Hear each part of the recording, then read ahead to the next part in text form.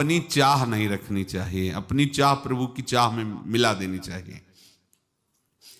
धीरे धीरे वो छड़ी भर गई।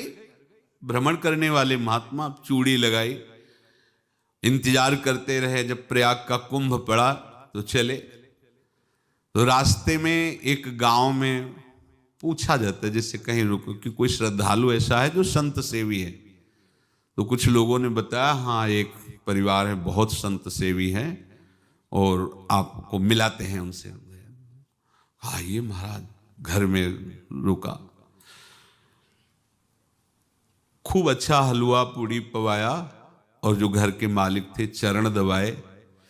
चरण दबाते दबाते उनकी दृष्टि पड़ी उस डंडे पे। इतना मोटा और ऊपर से कुछ चूड़ी सी भी नजर आ रही, इस डंडे में तो कोई रहस्य है ही है। अब महात्मा जी को खवा पिला के सुला दिया। महात्मा जी जब सो गए तो पत्नी से धीरे से कहा, वो डंडा लाओ बाबा जी का। डंडा, वो चूड़ीदार जो ही खोला पलटाया तो सैकड़ों मोहरे। ऐसे संत रोज पधारे भगवान, तुम आनंद हो जाए फिर क्या। पत्नी से कहा, नाप के कंकड़ लाओ। वो तो महात्मा जी तो खाए खीर पूड़ी, आराम से सो रहे। रात में पूरी प्लानिंग करके उसमें कंकड़ भर के चूड़ी लगाकर सिराने रख दिया, सारी मोहरें हटा ली।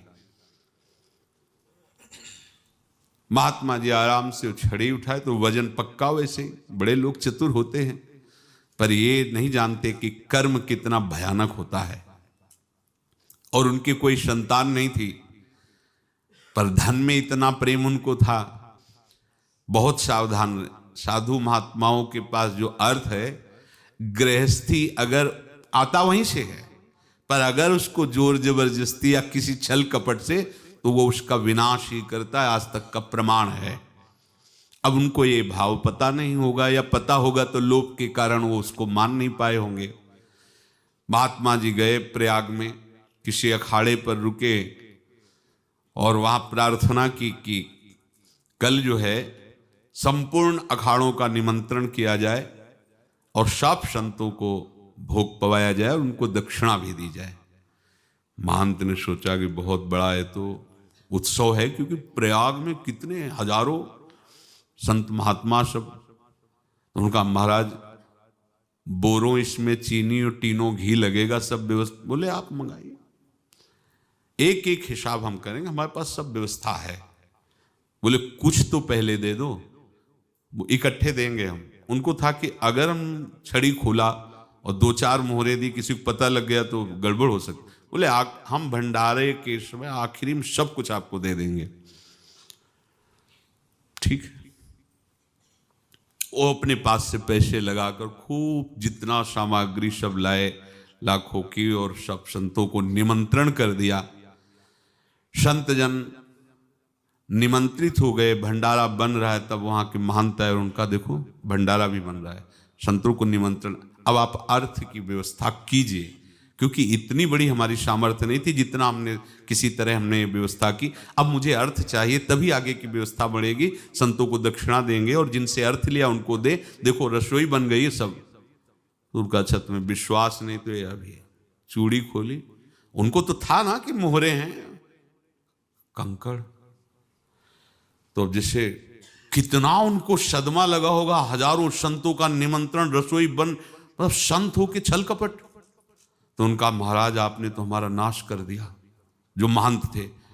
अब बताओ रसोई बन गई, संत निमंत्रित हो गए और आप ये कंकड़ दिखा रहे हैं हमको। आपने तो हमें बर्बाद कर दिया। हमारी इतनी सामर्थ्य नहीं थी, आप पहले बता देते। संत होकर ऐसा छल कपट।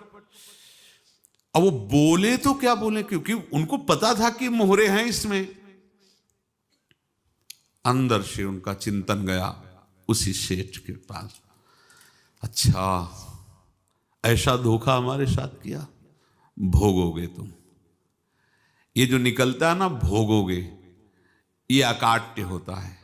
क्योंकि किसी का भी हृदय, मान लो किसी भी जीव जंतु को आप कष्ट दें और उसका हृदय आह भर जाए, तो वो आह वज्र की लेख है, तुम्हें भोगना पड़ेगा। वो देखो भीष्म जी को भोगना पड़ रहा है ना। सांप को ऐसे धनुष की नोक से उठाया और बंबूल के कांटों के ऊपर फेंक दिया, कई दिन तक शेदा हुआ, वो आह भर करके मरा। तो आपको 6 महीने बाणों की सैया पर आह किसी की ना लेना जिंदगी में। कोई ऐसा कोई आह भर करके कह दिया तुम समर्थ हो, हम तो कुछ कर नहीं सकते, और अंदर से दुखी, फिर तुम्हारी सामर्थ्य काम नहीं करेगी, मिट्टी में मिला देगी। फिर ये तो संत थे और भगवत आराधना के लिए, संत आराधना के लिए ही ऐसा किए हुए थे। अब इनका कैसे मुंह दिखाएं, अब क्या करें। सुबह संत जन आएंगे, सबके बीच में हमारी कि देखो इन्होंने, अब क्या करें।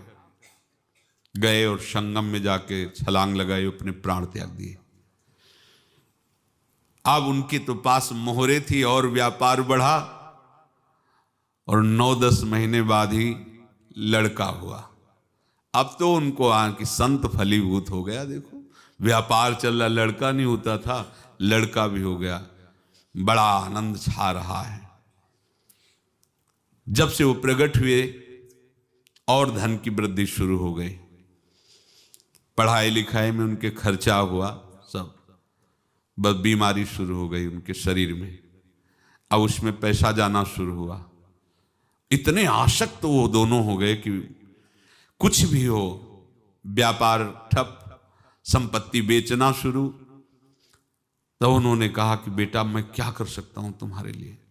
बोले हमारी अंतिम इच्छा है प्रयाग चलो, और जितने प्रयाग में संत महात्मा सबको एक बार भंडारा करवाओ, हमारी इच्छा अंतिम है, क्योंकि अंतिम यही इच्छा थी।